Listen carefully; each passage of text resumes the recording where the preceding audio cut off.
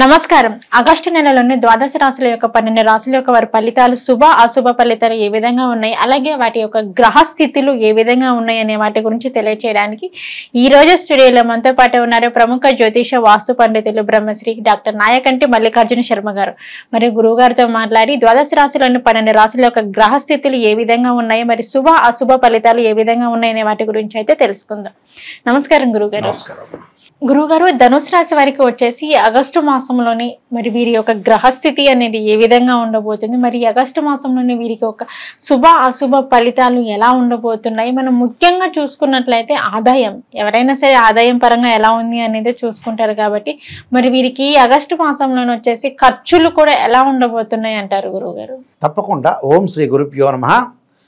ధనస్సు రాశి వాళ్ళకి ఏ విధంగా ఉండబోతుందో మనం ఒకసారి చూస్తే, ముఖ్యంగా ధనస్సు రాశి వాళ్ళకి ధనస్సు, మకరం, కుంభం అంటే తృతీయ స్థానంలో శని యొక్క సంచారం, వక్రస్థితిలో ఉండటం, చతుర్థ స్థానంలో రాహు యొక్క ఫలితం, షష్టమంలో గురువు కుజుడు, అలానే అష్టమంలో రవి, నవమ స్థానంలోకి రవి వెళ్ళిపోవటం, అలానే భాగ్యస్థానంలో బుధుడు శుక్రుడు యొక్క సంచారం, దశమ స్థానంలో కేతు యొక్క సంచారం.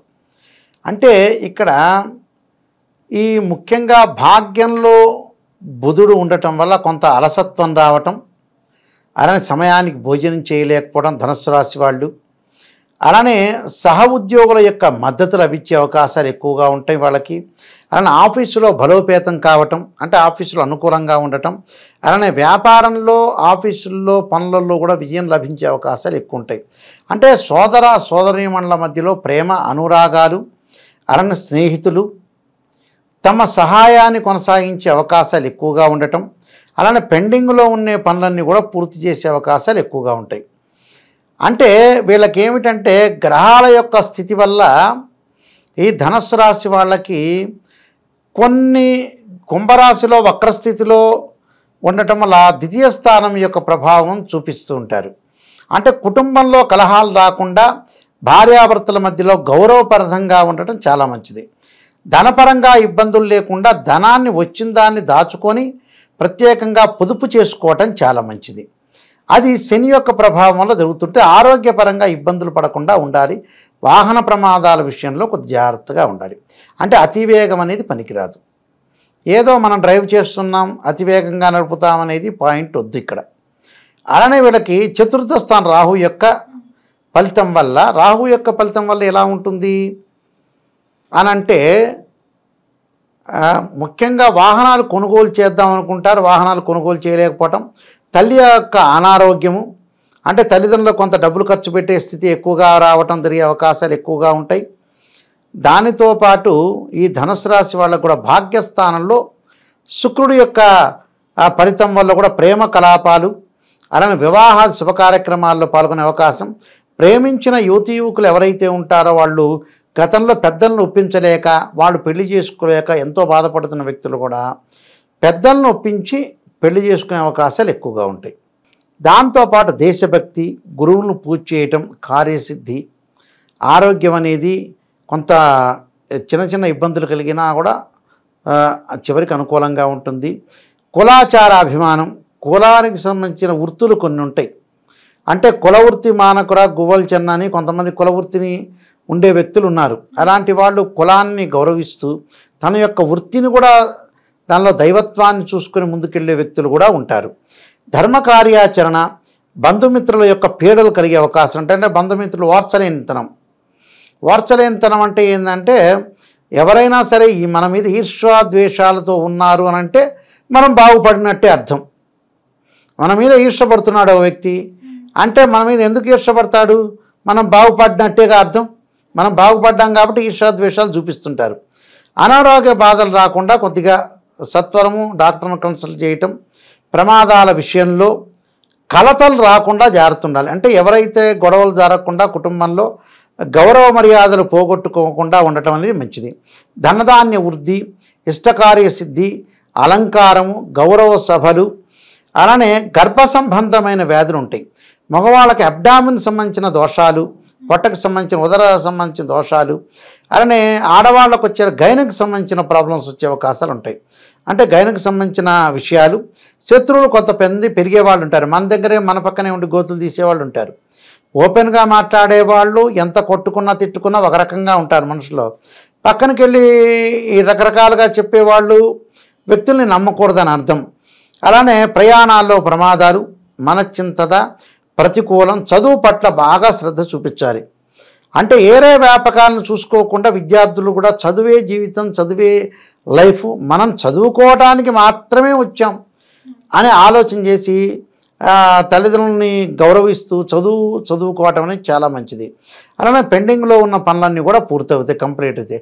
తొందరపాటు నిర్ణయాలు ఎట్టి పరిస్థితుల్లో కూడా తీసుకోకూడదు. దేని విషయంలో సరే, ఉద్యోగపరంగా అనుకోవచ్చు, వ్యాపార పరంగా అనుకోవచ్చు, డబ్బు ఇచ్చేటప్పుడు అనుకోవచ్చు, ఒక బట్టలు కొనుగోలు చేసేటప్పుడు అనుకోవచ్చు, బంగారు ఆభరణాలు కొనుగోలు చేసేటప్పుడు కూడా కొంత జాగ్రత్త ఉండాలి. కొంత మాట పట్టింపు ఎక్కువగా ఉంటుంది ధనుసు రాశి వాళ్ళకి.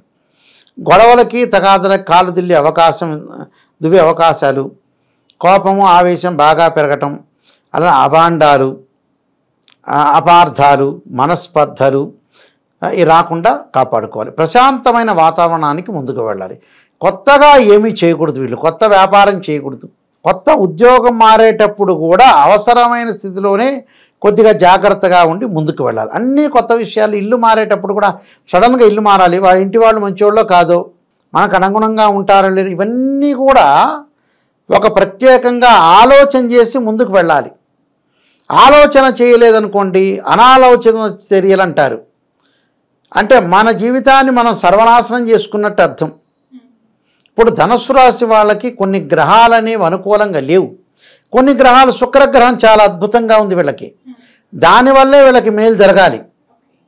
దానివల్ల అంటే భాగ్యస్థానంలో శుక్రగ్రహము, బుధుడు మిశ్రమైన ఫలితాలు ఉంటాడు, రవి మిశ్రమైన ఫలితాలు జరిగే అవకాశాలు ఉంటాయి. కాబట్టి కాలం బాగాలేదు అని అంటే మనం ఎట్టి పరిస్థితుల్లో కూడా శ్రద్ధ పెట్టాలి. అలానే కుటుంబానికి సంబంధించిన బడ్జెట్ విషయంలో కూడా శ్రద్ధ పెట్టాలి. ఎట్లా పడితే అట్లా విచ్చలవిడిగా ఖర్చు పెట్టుకోకూడదు. బంధుమిత్రులు కూడా వచ్చిన వాళ్ళందరినీ తీసుకొచ్చేసేసి వాళ్ళు బడ్జెట్కి తగ్గట్టుగా మన కెపాసిటీ ఏంది, మనం ఎలా ఉండగలుగుతాము, ఎలా ఉంటే మనకు జీవితం అనేది సాగుతుంది అనేవన్నీ కూడా శ్రద్ధ పెట్టాలి. మనం శ్రద్ధ పెట్టలేదనుకోండి అనవసరమైన విషయాలు, తర్వాత రకరకాల వ్యక్తుల ద్వారా కూడా కొన్ని ప్రమాదాలు జరిగే అవకాశాలు ఉంటాయి. ప్రమాదం జరగకుండా కాపాడుకొని ముందుకు వెళ్ళాలి. అలానే అసంతుష్ట భోజనం అంటారు. అంటే సంతృప్తి లేని భోజనం చేస్తారు వీళ్ళు. సంతృప్తికరంగా భోజనం చేయాలి. అలసత్వం అనేది లేకుండా ఉండాలి. ప్రేమ అట్రాక్షన్ అంటే సెంటర్ ఆఫ్ అట్రాక్షన్ ఉండే అవకాశాలు ఎక్కువ ఉంటాయి. గురువుల్ని పూజ చేయటం, పూజా స్టోర్ వాళ్ళకి కానీ, అలానే రియల్ ఎస్టేట్ వాళ్ళకి కానీ కొంత భూ సంబంధించిన విషయాల్లో కొంత లావాదేవీల విషయంలో గొడవలు తగాదలు వెళ్ళకూడదు. కోర్టు సమస్యలు కొంత పెండింగ్ ఉండే అవకాశాలు ఉంటాయి, నిదానంగా పెండింగ్ అవుతాయి. ఇవన్నీ కూడా సమస్యలు అనేవి వాళ్ళకి కొన్ని ఉన్నాయి సమస్యలు. అంటే వీళ్ళకి 60% బాగుంది, 40% నిజంగా బాగాలేదు. అలానే గురువుగారిని ఏమనుకోకుండా నేను చెప్పానని నిజంగా నెగిటివ్ ఉంటే మనం పాజిటివ్ చేసుకోవడం చాలా ఇంపార్టెంట్. మనిషి మారాలంటే ఏమిటంటే నిజాన్ని తెలుసుకోవాలి. నిజాన్ని తెలుసుకోలేక అబద్ధం తెలుసుకునేటప్పుడు రాశిఫలాలు ఎందుకు వింటాం జనాలు? నిజాన్ని తెలుసుకోవాలి. నిజాన్ని తెలుసుకొని నేను చెప్పిన విషయాలు కొంత జాగ్రత్త పడితే చాలా మంచి జరిగే అవకాశాలు ఉంటాయి. కొన్ని పరిహారాలు చేసుకొని ముందుకెళ్ళటం అనేది చాలా మంచిది. గురువుగారు, మరి వృశ్చిక రాశి వారికి వచ్చేసి వీరికి ఆదాయం పరంగా కానీ, లేదంటే వీరి యొక్క జాతకంలో ఏమైనా అక్కడక్కడ చిన్న చిన్న దోషాలు ఉన్నా కానీ, మరి వీరికి ఈ ఆగస్టు మాసంలోని మరి వీరికి ఇంకా అద్భుతమైన ఫలితాలు కావాలి అన్నా కానీ, అనుకున్న పనులు సవ్యంగా సాగాలి అంటే మరి ఎటువంటి పరిహారం చేసుకుంటే వీరికి బాగుంటుంది అంటారు? వీళ్ళు తప్పకుండా కుబేర మంత్రాన్ని చదువుకోవాలి. ఓం యక్షాయ కుబేరాయ వైశ్రవణాయ ధనధాన్యాధిపతే ధనం ధాన్యం సమృద్ధిమే దేహిమే దాపైస్వ అనే మంత్రాన్ని, దత్తకవచం స్తోత్ర పారణం, దత్తకవచం చదవటం ఒకటి, శివకవచ స్తోత్ర పారణం సోమవారం రోజున చేయాలి.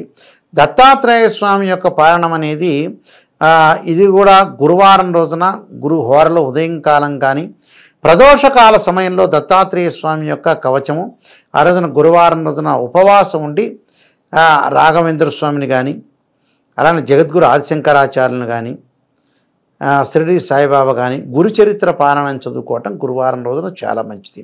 సోమవారం రోజున శివుడిని ఆరాధన చేయాలి. తత్పురుషామిదే మహాదేవాయుధీమే తన్నో రుద్రపతి ఉదయాత్ అనే మంత్రాన్ని చక్కగా చదువుకోవటం సుఫలితాలు జరిగే అవకాశం ఖచ్చితంగా ఉంటుందమ్మా. ఓకే గురుగారు, ధనుసు రాశి వారికి వచ్చేసి ఆగస్టు మాసంలోని మరి వీరికి ఎటువంటి ఫలితాలు రాబోతున్నాయి, మరి వారికి ఈ మాసంలో వచ్చేసి ఎటువంటి పరిహారం చేసుకుంటే వారికి ఇంకా అద్భుతమైన ఫలితాలు వస్తాయి అనే వాటి అన్నిటి గురించి అయితే మాకు వివరించారు. ధన్యవాదాలు గురువు.